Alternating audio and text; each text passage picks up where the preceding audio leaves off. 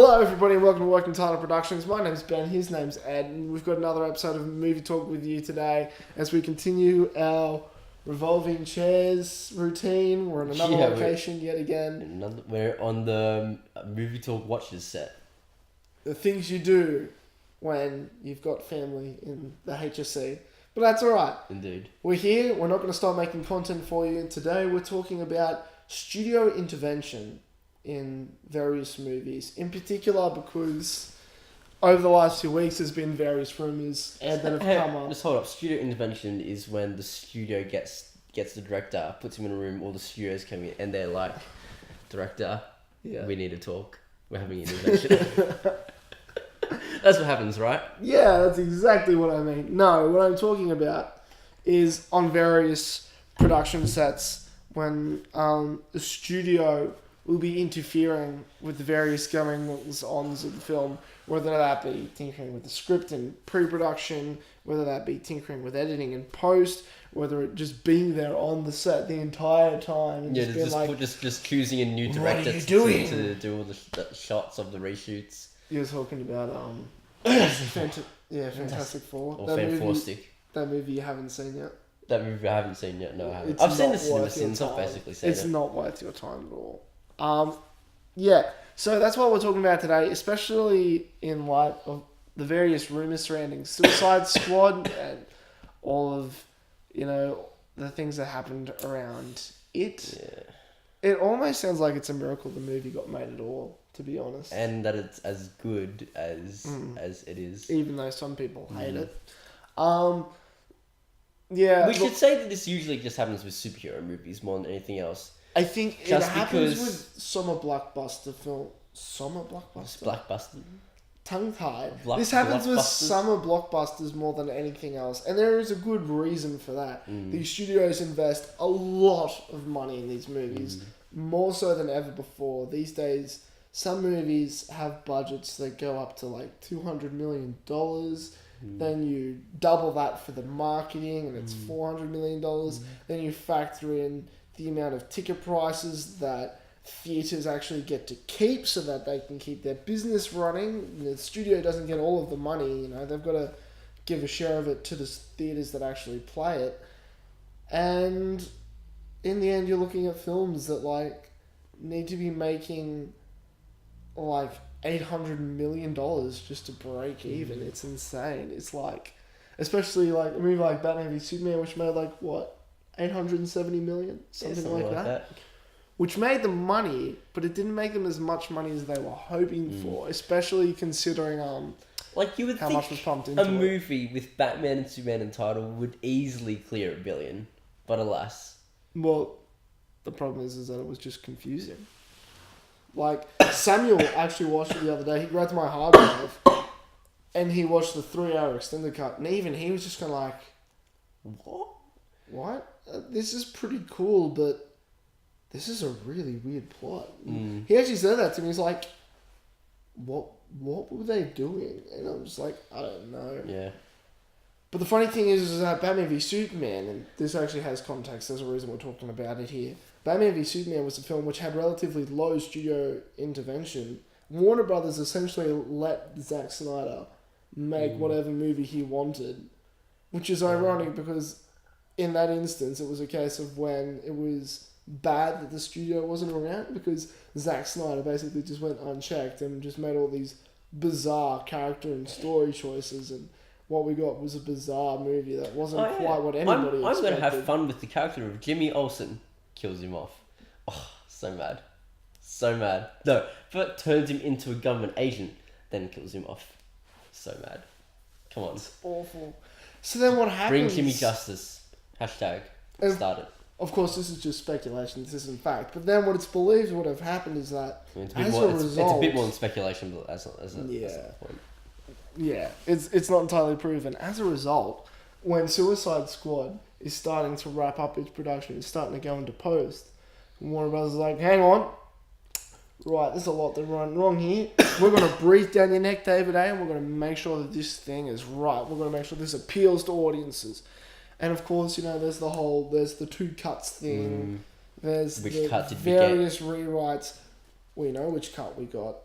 It was a compromise between the two cuts, which leans closer to the one made by a trailer company. Yeah. This company which makes trailers was told to edit an entire movie, and look, these people have probably had some experience editing before. That said, they can't possibly be as qualified as the guys that David Ayer had editing his cut of the film. Like, you can't be as qualified as those guys. It just does not happen. And so you had a trailer company which specializes in 3-minute little fun packages to get you excited, putting a whole movie together. But in the end, audience reactions, like test audiences, leaned more towards the trailer company's lighthearted approach to the movie.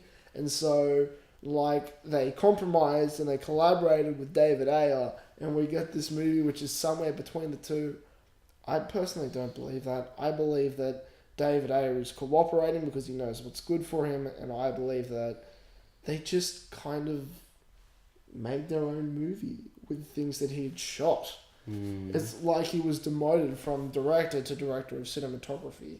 No disrespect any directors of cinematography out there. Wally Pfister, he's pretty great. He's the only one I actually know of. But no, it's like they took the reins off this guy and they made their own movie. And while Suicide Squad isn't bad, there's also clearly a lot story-wise just sort of gone down the drain here.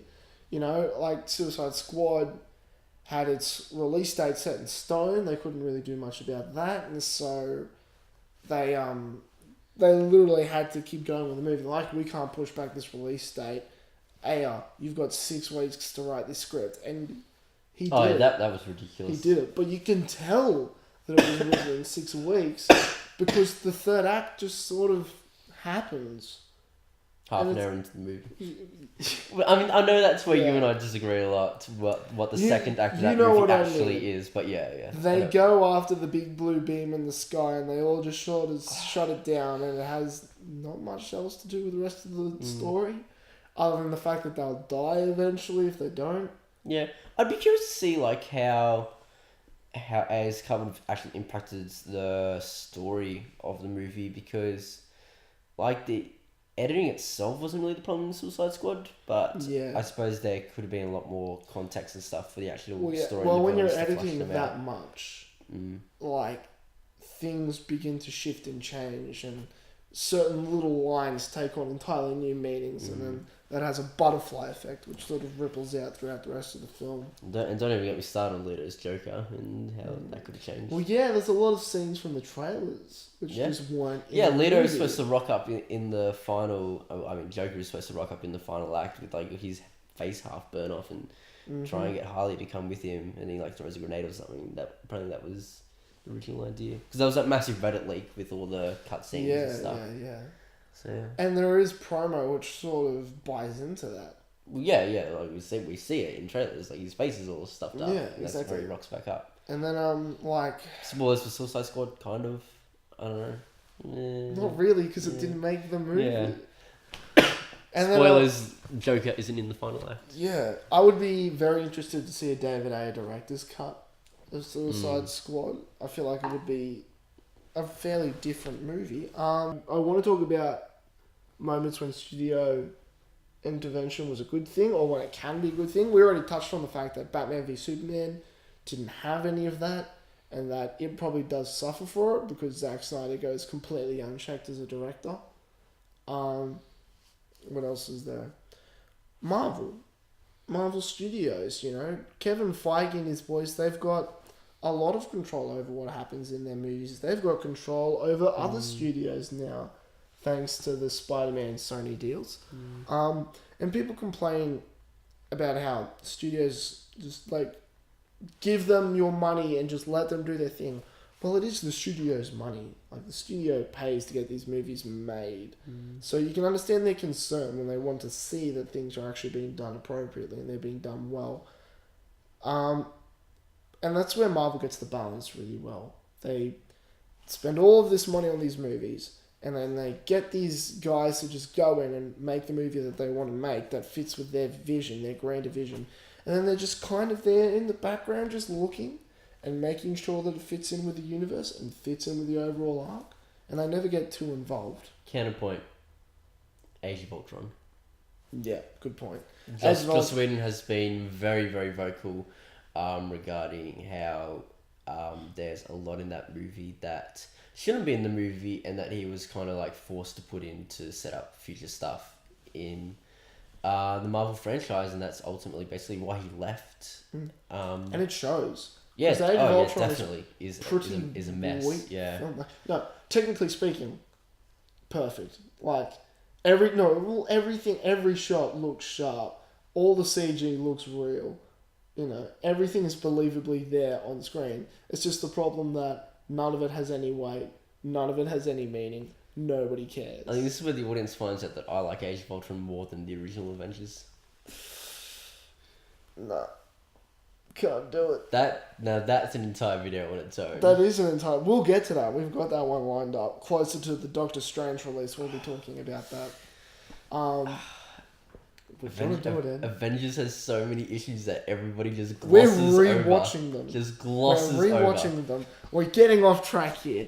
Anyway, it can happen, but unfortunately... But yeah, Age of Ultron is like, in that regard, is an absolute mess. Like, you look at like the Thor... random scenes and that, like, oh, I need to go to a pool and I need to scream and stuff, and Heimdall is telling me things and it's all weird, and I leave Legos in the ground and and it's all very strange. But we get to see Thor's butt. Yay. Yay. Don't touch me. You used to be the one that's not touching me. Pardon? You're the sick one. I'm just here, healthy, risking my life.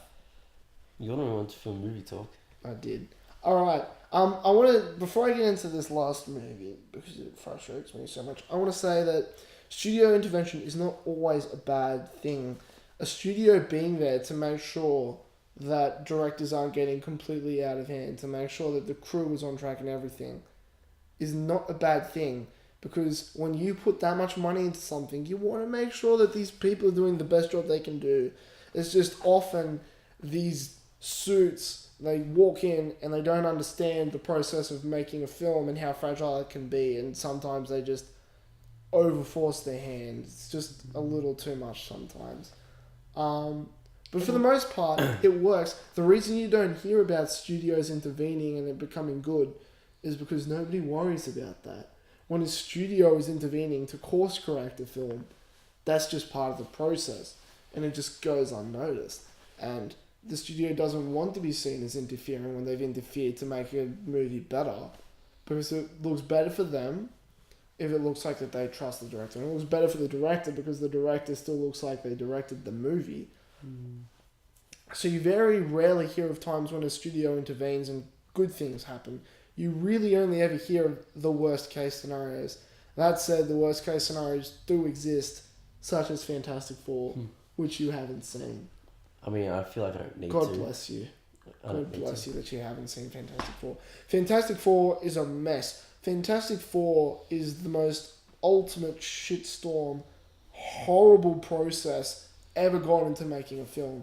The idea that the studio thought that they could completely kick out Josh Trank from his own movie, completely lock him out of the editing process, reshoot half the movie, not use half of the stuff that he had shot that was in trailers that had been used to completely change the tone of the film, the whole thing falls apart. And like the first two were actually just sort of like, this is an okay movie. I don't know why everybody's hating it so much.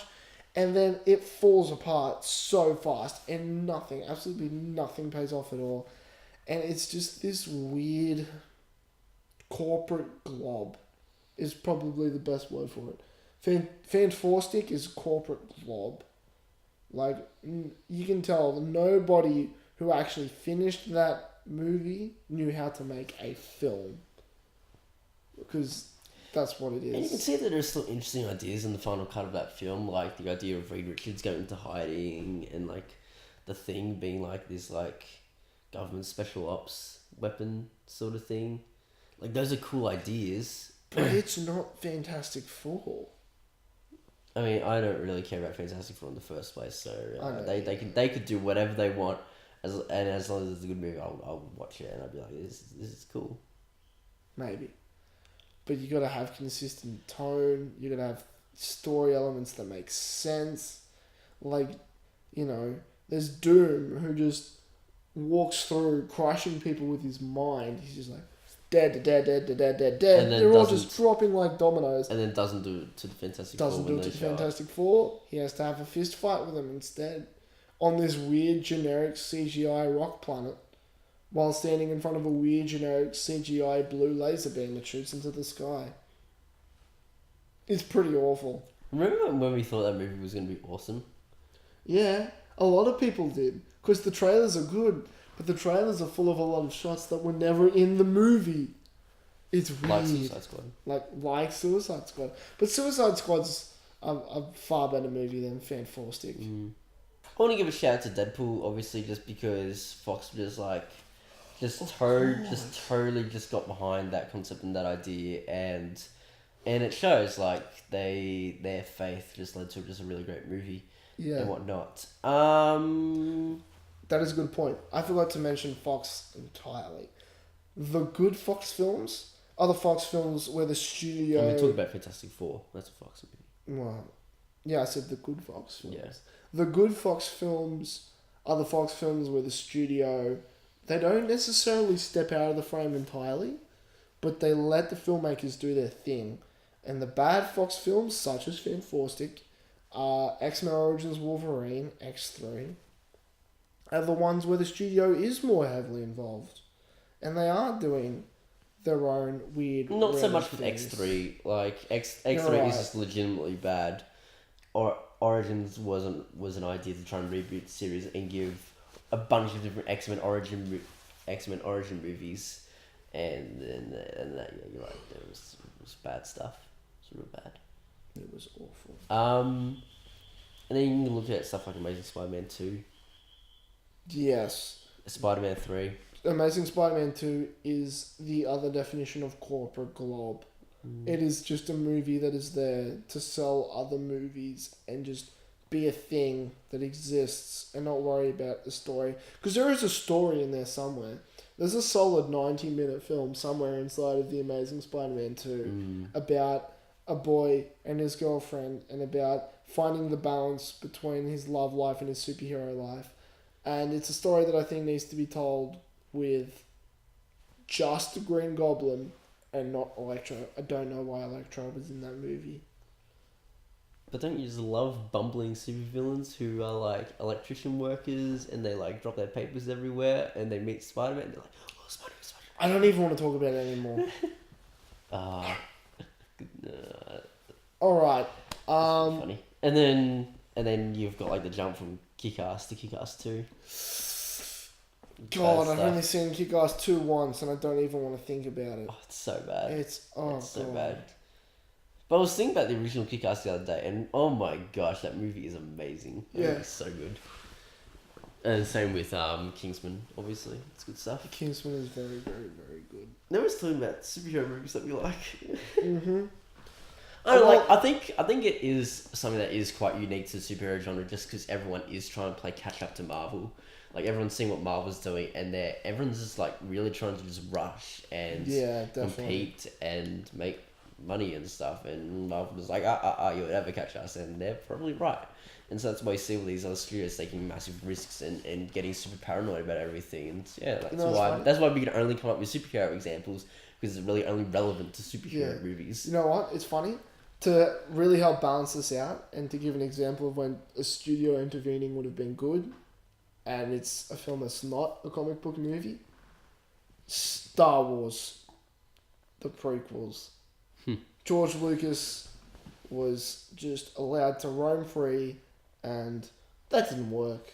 Not at all. It was 3. Well, yeah, we like 3, but most of the world doesn't. We'll have to do that sometime. That's so good. We keep promising to do it. It'll happen eventually. Yeah. So George Lucas makes 3 movies that most of the world hates. And that was when the studio let him do whatever he wanted. So that's a great example. To summarize, essentially, when we aren't fans of when studios get involved in the filmmaking process at all. That said, I'd like to think we both understand that when you invest that much money into a project, you do have some right to be there and to just kind of make sure that the people you've hired to do this job are doing the right thing. Because it is your money, and, like, the directors and the actors and all the crew, they're getting paid to make this movie. So, in the end, it's the studio who also wants to make sure that they make a good movie. It's just sometimes good intentions don't always lead to good results. Trust your filmmakers, trust your crew. You can be there if you want, that's perfectly understandable, but understand the balance between helping out and course correcting and overplaying your hand. And I feel like I've just rambled on a bit and kept you completely quiet. I'm sorry. But this, we originally had War Dogs planned, I believe. Hopefully we'll get onto that at some point. I've heard it's not very good. Maybe. So maybe we'll just watch Bad Mums. Or we can not go see that. Because I kind of want to. No. Got to broaden that demographic, Ed. No, we don't. Free your mind. Anyway, that's a topic for another day as well. This has been discussing studio interference in the making of various films, mostly comic book movies, but in general, more summer blockbuster films. I'm Ben. You can find me on Twitter at benchwaters01. This is Ed. Ed, where can they find you? At Edward Nowak. At Edward Nowak. Nice and easy to remember. You can also like our Facebook page, www.facebook.com/working-title-YouTube. Subscribe below if you liked what you've seen here. If you want to see more videos like this one, we've got plenty of videos set up in the past. There will be more for you every single week. Movie Talk comes to you almost every Monday. If not a Monday, it tends to come on a Tuesday. It's been pretty good recently. It has been pretty good recently. Mondays.